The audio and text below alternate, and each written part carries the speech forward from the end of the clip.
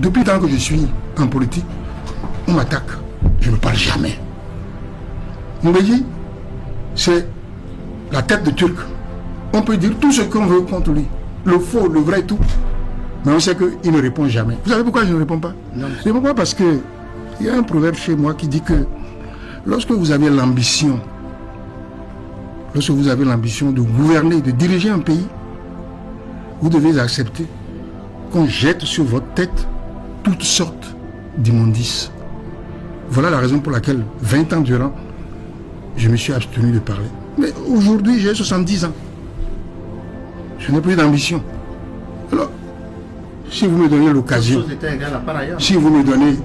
n'ai plus d'ambition, en tout cas présidentielle. Si vous me donnez l'occasion de parler, laissez-moi parler. L'occasion, vous êtes.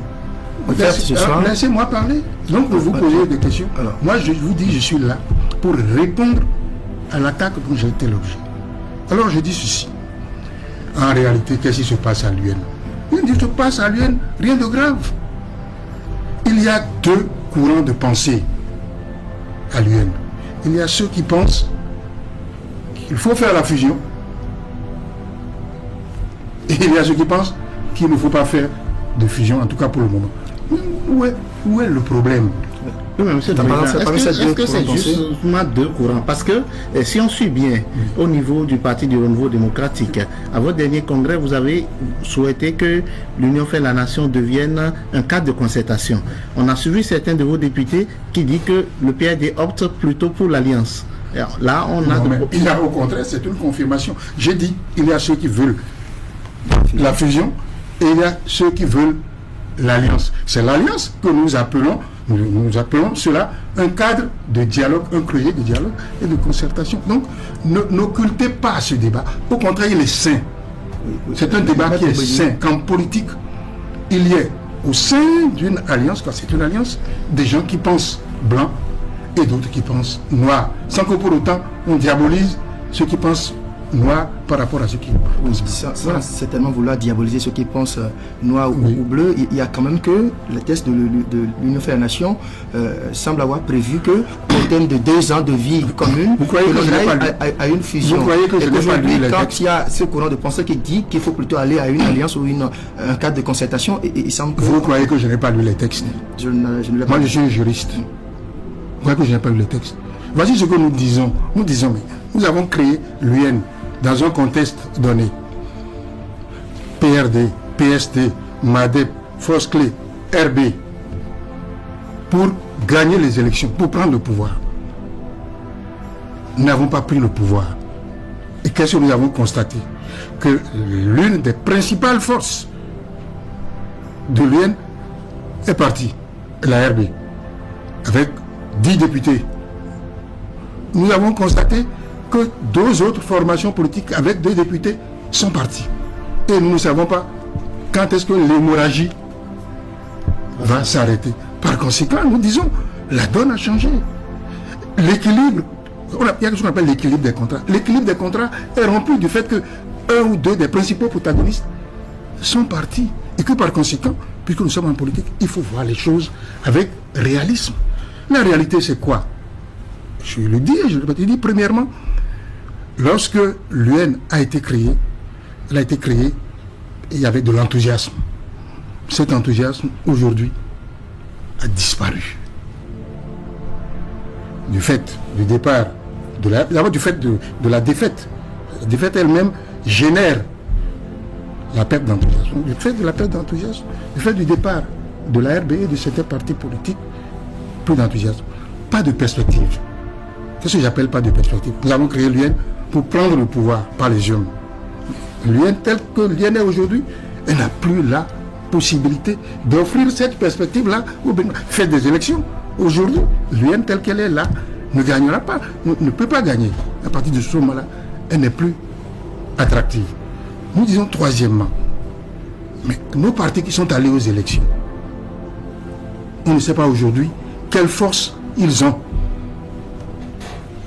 Il faut aller évaluer, réévaluer cela sur le terrain. Par conséquent, la fusion n'est pas d'actualité.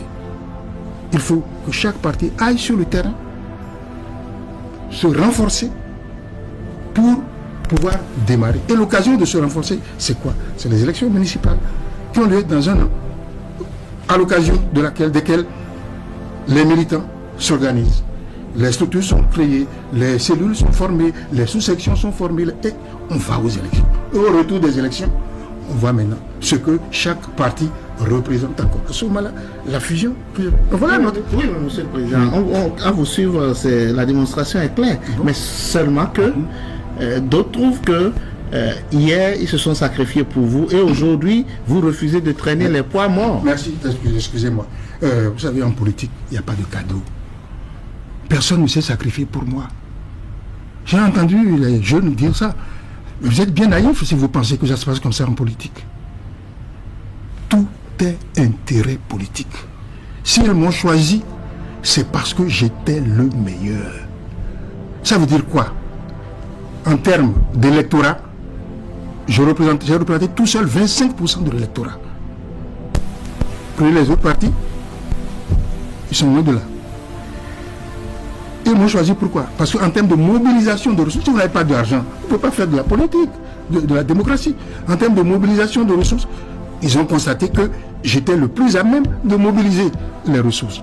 Et enfin, troisièmement, ils ont constaté que pour leur carrière, il vaut mieux quelqu'un qui est en fin de parcours, dont c'est le seul, la dernière élection est donc le seul mandat possible pour pouvoir leur dégager la place, pour qu'ils deviennent eux-mêmes candidats et présidents de la République. Voilà les raisons pour lesquelles ils m'ont choisi. Par conséquent, je dis non, c'est faux. Personne ne s'est sacrifié pour personne. J'ai été choisi.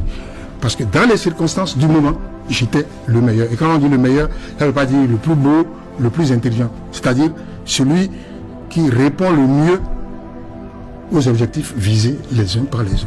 Voilà, mon cher ami. Alors vous dites, sacrifier, travailler pour lui. J'ai entendu ça. C'est faux. Si quelqu'un a consenti des sacrifices, c'est le PRD. Parce que, attendez, vous avez cherché, vous allez trouver. Si quelqu'un a consenti des sacrifices, c'est le PRD. Pourquoi je dis ça? Mais un parti, une alliance de partis, ça fonctionne comment? Il faut des moyens, il faut de l'argent. Je voudrais que l'un des partis en question vienne ici vous dire, moi j'ai dépensé tant. Je répète, je parle devant tous les Béninois. Je dis, je voudrais que l'un d'eux vienne dire de 2008 à 2011, qui vienne dire ce que chacun vient dire, ce qu'il a dépensé. Rien. Alors donc quand vous me dites, ils se sont sacrifiés pour vous, non, ils ne sont pas sacrifiés. Ils sont venus dans l'Alliance, ils m'ont soutenu parce que c'était leur intérêt. Quand ce n'était pas leur intérêt, ils ont soutenu Yahya Boni en 2006. Mais le PSD, le MADEP, la RB, ils étaient Wologadé. Ils ont soutenu Yahya Boni. Ils ont été au gouvernement de Yahya Boni. Le seul parti qui soit resté hors de tout ça, c'est le PRD. Donc c'est faux. Personne ne s'est sacrifié pour personne. Si un sacrifice a été consenti, c'est le PRD. Nous avons englouti des sommes très importantes dans le fonctionnement, dans la machine UN pendant 3 ans. Et par conséquent, nous n'acceptons pas qu'on dise qu'on s'est sacrifié, même quand nous étions à l'UN. Mais il y a des partis politiques qui, tout en étant à l'UN, étaient au gouvernement, non? Voulez-vous que je vous rappelle le MADEP? Donc le secrétaire général était membre du gouvernement. Est-ce que vous voulez que je vous le rappelle? La RB, n'en parlons pas. La RB, ça, le régime Yahya Boni, c'est sa maison. Donc ça, on n'en parle même pas. Donc c'est de faux procès. Il semble que vous vouliez prendre le poste de leader de l'opposition et que là-dessus, vos ambitions rencontrent... C'est faux. C'est de la fabulation. Je peux même vous révéler sur cet écran que le président Bruno Amoussou m'a proposé de prendre le poste de leader de l'opposition. Je lui ai dit non, je ne suis pas dans cette compétition. Je lui ai dit devant témoin.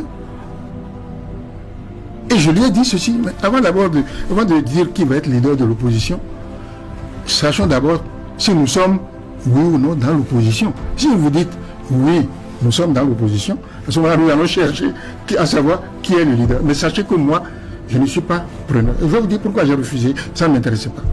Mais j'ai l'expérience des partis politiques au Bénin. J'ai l'expérience d'un parti d'opposition. C'est le président qui fait pratiquement tout.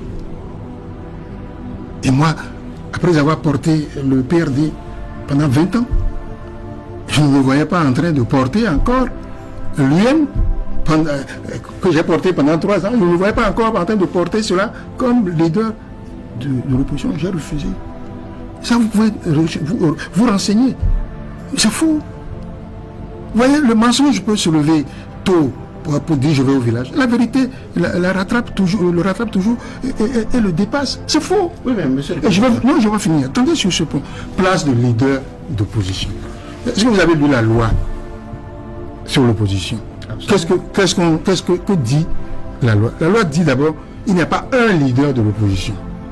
Il peut y avoir 2, 3, 4, selon que les conditions sont remplies. Si aux élections vous avez eu 10% des voix, vous pouvez devenir un leader de l'opposition. Si vous avez un groupe parlementaire, votre parti a un groupe parlementaire, ça fait donc 9 députés, vous pouvez devenir leader de l'opposition. Si vous êtes dans une alliance qui a un groupe parlementaire, vous pouvez devenir leader. Donc, il n'y a même pas de concurrence ni de compétition. L'UN a actuellement 20 députés, je crois, ou 19 députés.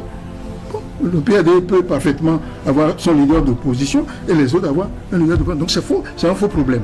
Ensuite, sincèrement, quels sont les avantages qu'il y a dans le poste de leader de l'opposition pour justifier qu'on mette du désordre dans l'UN? Oui, mais justement, parce que la déclaration du PRD, aussitôt, qu'il y aura une proposition de loi par rapport au statut Ce que je vous reproche à vous, c'est d'avoir été les porte-voix d'une tendance. Moi, j'aurais été vous. Je me serais aussi rapproché de l'autre. On n'a pas été porte-voix président, c'était juste des analyses. Oui, vous avez dit d'entrée, président, que vous aviez une stratégie qui disait à ne pas répondre quand les gens disent des choses. Excusez-moi. Et que désormais... Non, ma porte est ouverte. Ça ne vous absout pas, ça. Vous voulez porter un jugement de valeur sur un homme, sur un parti politique. La moindre des choses, c'est de vous approcher, de dire mais qu'est-ce qui se passe? Et je vous aurais donné les éléments. Non, vous n'étiez pas sur le territoire national, mais on s'est rapproché de certains députés. Je suis parti du territoire national il y a 10 jours. C'est quand même pas exagéré. Bon, alors, moi, restons sur le débat. Je dis, mais quel avantage y a-t-il dans le poste de leader de l'opposition pour que moi, je me batte pour ça, je m'accroche à ça, au risque de mettre du désordre dans l'Union? Vous oubliez que quand même, moi j'ai été président de l'Assemblée nationale ici pendant 4 ans, sans toucher un centime. Peut-être que vous n'étiez pas en âge de le savoir, mais j'ai été président de l'Assemblée pendant 4 ans sans toucher un centime. J'ai été Premier ministre pendant 2 ans sans toucher un centime. Et c'est pour un poste de leader de l'opposition que j'ai une voiture, un garde-corps, et puis un salaire ministériel. Et vous croyez vraiment que pour ça, même si aujourd'hui je n'ai plus l'aisance financière que j'ai, pour ça je vais mettre du désordre dans l'UN? Soyons sérieux. Le débat n'est pas là. Mais où se situe-t-il? Mais le débat est ici tout simplement qu'il y a 2 tendances. L'une qui veut la fusion, l'autre qui dit nous ne voulons pas de la fusion. Le PRD a dit clairement à son congrès, nous ne voulons pas de fusion. Maintenant, ce qu'on peut dire, mais ce PRD qui ne veut pas de la fusion, pourquoi? Quelle raison a-t-il de ne pas vouloir de la fusion? C'est ça la démarche normale. Et à ce moment-là, j'aurais été à l'aise pour vous dire, mais je ne veux pas. Mais pendant qu'on y est, M. Mbouili, allons-y alors, dites la population voudrait savoir quelles sont ces raisons mais je vais vous les dire. qui motivent la position du PRD. Je vais vous le dire. Mais les raisons qui nous poussent à refuser la fusion, c'est que nous nous sommes dit, locomotive, ça ne va pas. Il faut que notre parti se restructure, se réorganise, sache d'abord ce qu'il pèse encore. C'est vrai, les résultats aux législatives n'ont pas été mauvais, mais ça ne préjuge pas de l'état du parti. Nous avons fait notre congrès. Nous avons fait d'abord l'université de vacances, nous avons fait notre congrès, nous avons mis sur pied notre bureau, nous avons mis sur pied une direction exécutive et nous sommes déclarés dans l'opposition. Nous voulons que tous les partis fassent la même chose d'abord. Je ne suis pas sûr qu'à l'UN, ils sont dans l'opposition. Ils l'ont déclaré à maintes reprises. Je voudrais savoir, Maître que répondez-vous? Est-ce que vous confirmez cette déclaration de justement l'un des membres de l'Union fait la Nation, enfin les autres partis qui font partie, et qui dit qu'il y avait des négociations en cours, des concertations pour aboutir? Je vous dis c'est faux. Vous croyez que c'est pour rien que je suis venu là? C'est faux. Je ne suis pas sûr que l'UN soit dans l'opposition, je vais vous dire pourquoi. Oui, allez-y. L'UN, c'est un groupe de partis politiques. Et vous connaissez la classe politique béninoise. Chaque parti là que vous voyez souhaite rentrer au gouvernement. Vous aussi? Sauf le PRD. Puisque nous avons fait le débat. Il y a au sein du parti, il y a aussi des tendances des gens qui souhaitent qu'on aille au gouvernement. On a fait le débat. Et à une écrasante majorité, on dit non, notre place n'est pas là-bas. La ligne que vous avez tracée en mai 2011 est la bonne. Nous restons dans l'opposition. C'est ça. Mais à l'UN, là, je ne suis pas sûr. Je vais vous dire pourquoi je dis que je ne suis pas sûr. J'ai été voir le président Amoussou 7 fois à son domicile. 7 fois à son domicile pour lui dire, mais, monsieur le président, mais nous là, nous sommes quoi? On est opposition ou bien on veut aller à la mouvance? Je n'ai jamais eu de réponse. Et c'est la 8e fois qu'il a posé le problème, est-ce que tu veux être chef de leader de l'opposition? C'est la 8e fois que j'ai dit non, moi je ne suis pas concerné. Mon seul problème, c'est de savoir si nous sommes, oui ou non, dans l'opposition. Et le pauvre, il n'a pas pu me répondre pourquoi. Je dis que je lui ai dit devant témoin. Le jour où je lui ai dit, il y avait Serpeto, il y avait Idi Kolawale, il y avait Agonvo Ebla, il y avait Eric Kondete, il y avait tout le staff. Vous savez pourquoi il n'a pas pu? Mais c'est parce que lui-même, étant donné qu'il est à la tête d'une coalition de partis politiques, il ne sait pas exactement ce que veulent les autres partis politiques. Sans compter que dans son propre parti, tout comme il en a été question dans le mien, il y a des gens qui veulent aller au gouvernement. Donc, il avait de l'embarras à répondre à cette question. Et je l'ai compris. Et moi, je leur ai dit, moi, je n'ai pas ce problème. J'ai mon congrès en février. Si le congrès dit que c'est l'opposition, nous irons dans l'opposition. Donc voilà. Alors quand vous de concertation mais je vous dis ce qui moi je suis là pour dire ce qui s'est passé. Quant à ce que Vlavo a dit, ou bien il n'est pas informé, ou bien il raconte des histoires. Mais le PRD a fait le congrès le 11 février. 11 février. À quelle date avons-nous fait la déclaration dans l'opposition? 2 mois après. Parce que nous comptons 2 mois après. 2 mois après. Et pendant ces 2 mois, il y avait des réunions de l'UN. Il n'y a jamais été question de dire on fait une déclaration. Et nous avons compris qu'en fait, si le PRD ne prend pas des initiatives, rien ne sera fait. C'est pour ça que nous prenons les initiatives. Oui, mais Monsieur le Président, il faut que les Béninois comprennent. Parce qu'aujourd'hui, le procès qui vous a été fait, c'est que vous lorgnez du côté de la mouvance présidentielle. À vous écouter aujourd'hui, c'est tout le contraire. C'est vos partenaires plutôt qui sont un peu hésitants. Lorgner vers la mouvance présidentielle. Donnez-moi un fait concret. Non, moi je n'apprécie pas. C'est le procès qui vous a été fait. Non, mais vous parlez aux Béninois. C'est un procès je ne vois pas sur quoi se fonder. C'est-à-dire que les gens, quand ils veulent faire quelque chose, ils se dépêchent de vous coller ça. Je dis, je suis le seul parti à avoir dit en congrès, nous sommes dans l'opposition. Je suis le seul parti, 2 mois après le congrès, à poser l'acte d'inscription au registre des partis d'opposition. Et on dit, vous avez Yaïbouni est dans l'opposition. Avant tout ça, vous avez créé un groupe parlementaire à l'Assemblée nationale. Alors merci, donc là aussi vous voyez. Bon, donc sur ce terrain-là, vous abandonnez la partie. Alors on va parler du groupe parlementaire. Laissez-moi parler. On va parler du groupe parlementaire. Mais le groupe parlementaire, d'abord je voudrais dire que le PRD avait un groupe parlementaire déjà dans l'ancienne législature. Nous étions UN, nous avions un groupe parlementaire. Donc, ce n'est pas une innovation. Mais pourquoi avons-nous fait ce groupe parlementaire? Enfin, parce que nous nous sommes rendus compte que si nous ne faisons pas notre groupe parlementaire, nous allons être à la traîne par rapport aux autres, hibernés. Je vais vous donner des exemples. Lorsque nous sommes allés à l'Assemblée nationale, à 20, J'ai été président de l'Assemblée 8 ans. On sait comment ça se passe. Nous étions 20. Je savais que l'UN allait se scinder consensuellement en 2 groupes parlementaires pour pouvoir être mieux représenté à la conférence des présidents et pour avoir les avantages qui sont attachés au poste de président du groupe parlementaire. Et lorsque la réunion a eu lieu, moi je ne suis pas député, ils ont proposé au PRD de prendre la présidence provisoire du groupe de 20. Présidence provisoire du groupe de 20. Et les nôtres, comme ils n'ont pas l'expérience, ils étaient heureux de dire on va prendre ça. Je leur ai dit non, ne faites pas, c'est un piège. Parce qu'une fois que vous aurez pris ça, dans la semaine prochaine, dans les 2 semaines, on va faire la répartition des autres postes.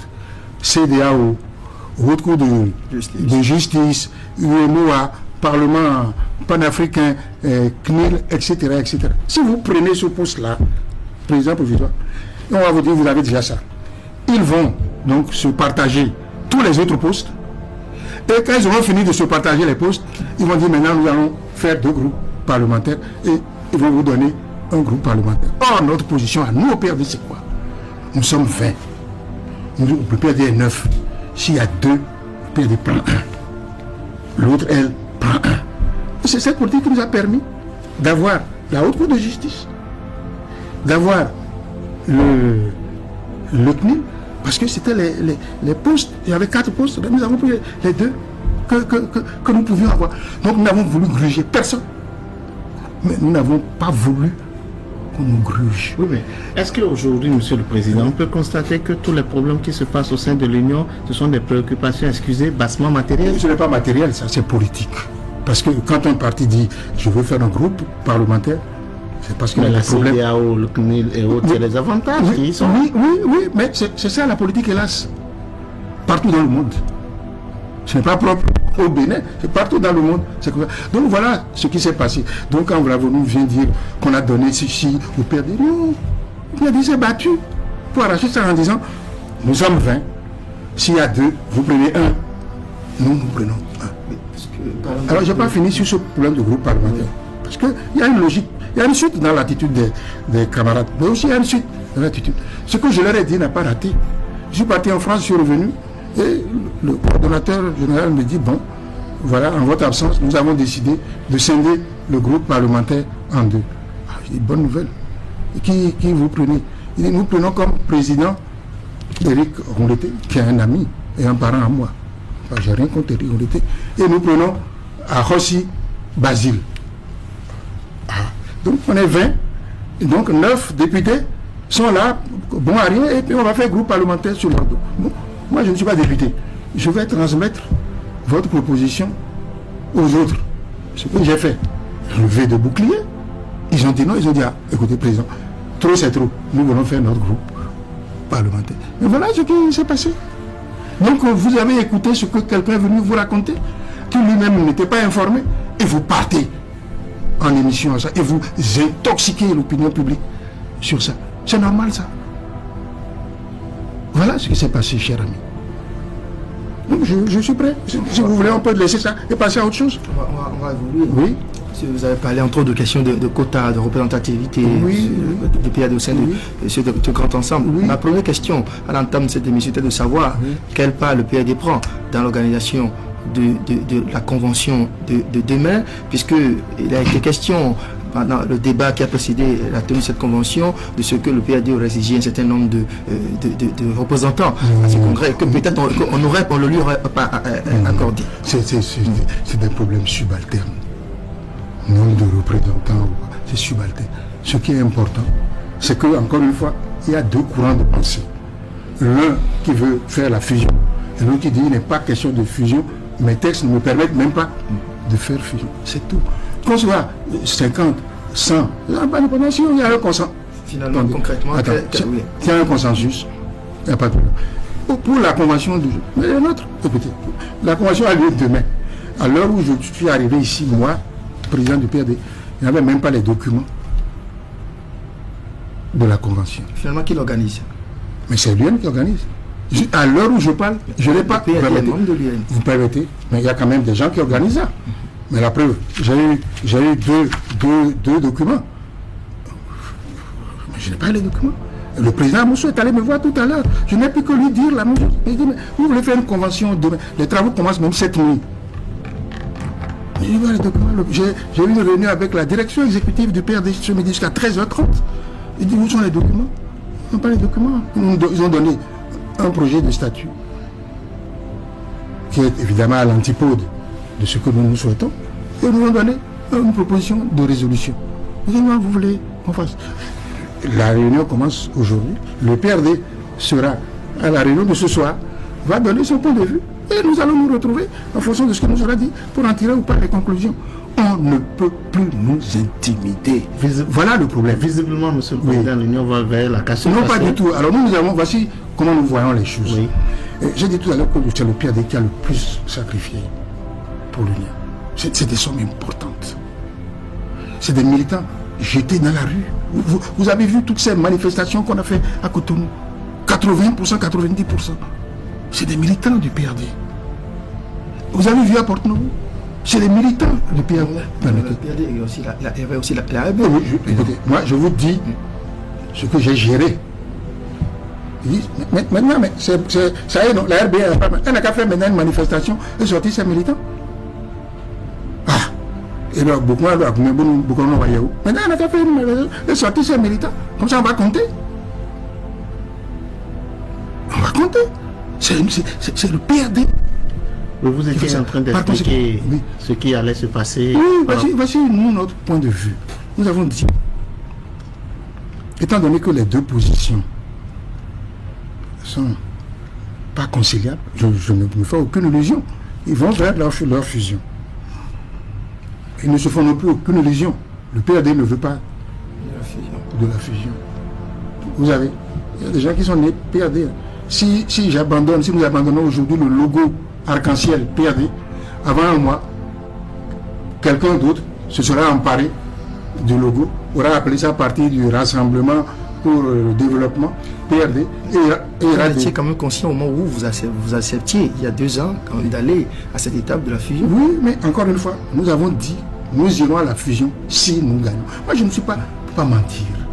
Il dit à Moussou, chaque fois, il dit, ce que vous faites là, si nous ne gagnons pas, il n'y aura pas fusion. Et je lui ai encore dit ça récemment, je t'avais dit, si on ne gagne pas, les gens vont nous quitter même. Tu as vu la RB, elle est partie tout de suite. Alors qu'est-ce que vous voulez? Que l'UN soit devenue une loc et que nous fusionnons, que nous disparaissions? Excusez-moi, je suis en politique, je ne le ferai pas. Oui, Monsieur le Président. Je vais répondre à votre question parce que vous dites quel rôle? Non, nous ne voulons pas d'histoire. Ceux qui veulent faire la fusion, ils font leur fusion. On ne peut pas leur interdire, ils font leur fusion. Nous qui ne voulons pas de fusion, nous n'entrons pas dans la fusion. Mais l'UN demeure. On a déjà vu ça, l'UN est une alliance. Au contraire, ça simplifie les choses.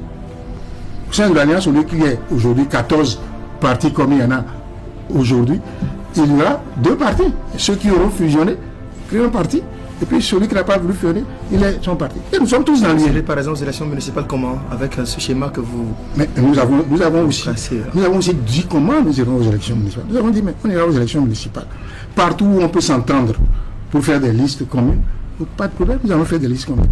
Mais s'il y a des endroits, des communes, ou des arrondissements, ou même des quartiers, où la liste commune n'est pas possible, au lieu que nous prenions le risque de créer du désordre dans nos partis respectifs, mais chacun n'a qu'à y aller. Une fois qu'on aura eu les résultats, on se retrouve.